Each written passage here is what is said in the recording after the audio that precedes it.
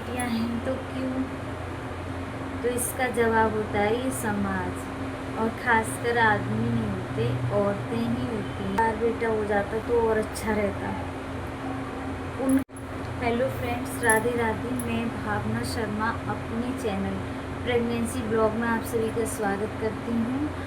और फ्रेंड्स, मेरी 3 बेटियां हैं। मैं 4th बार प्रेग्नेंट हूँ, मेरी 4th प्रेगनेंसी है ये।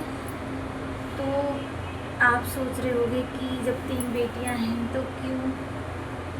तो इसका जवाब होता है ये समाज, और ख़ासकर आदमी नहीं होते, औरतें ही होती हैं जो आएंगी देखने हमें, और हमें फिर से ना मेंटली बेकार करके चली जाती हैं। बोलती हैं अरे इस बार बेटा हो जाता तो और अच्छा रहता।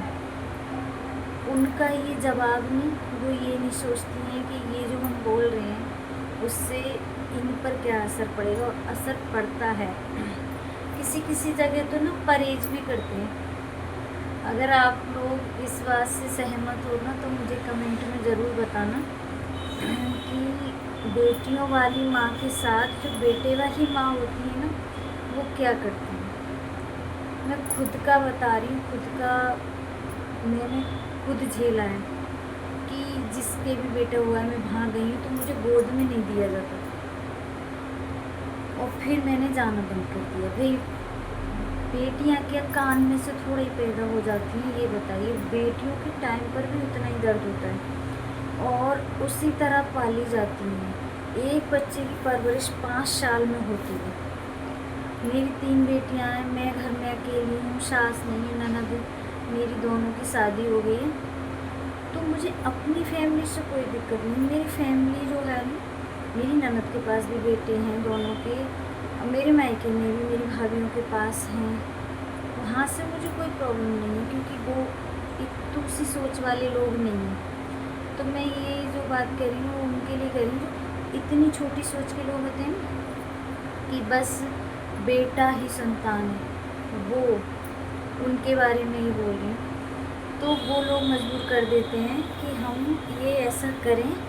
और इस बार मेरी 4th प्रेगनेंसी है। हाँ, मैं बेटे के लिए ही मैंने ये चांस लिया है। देखिए, बेटियों के बिना फैमिली कंप्लीट नहीं, तो बेटे के बिना नहीं। हर कोई सोचता है कि भाई दो बच्चे हों, एक बेटा भी होना चाहिए, एक बेटी भी होनी चाहिए।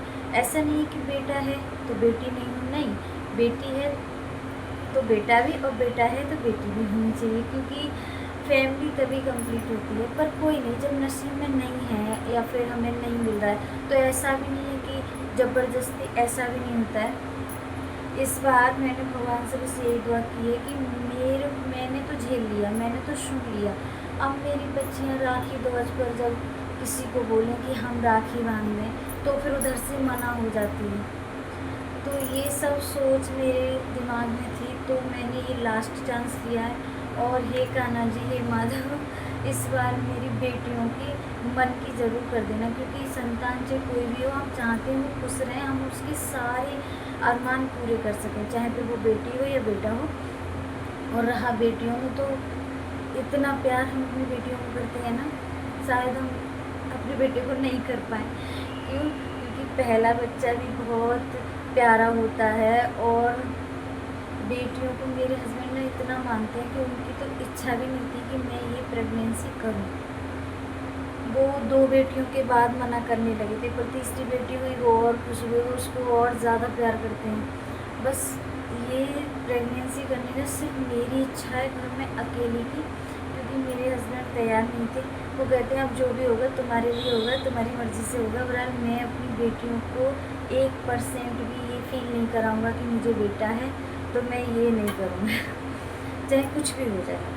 तो ये जो कहते हैं ना कि 3 बेटियां हैं, अब क्या ज़रूरत है? तो भाई तुम लोगों ने मजबूर किया है हमें, तुम लोगों ने हमें मेंटली परेशान किया था।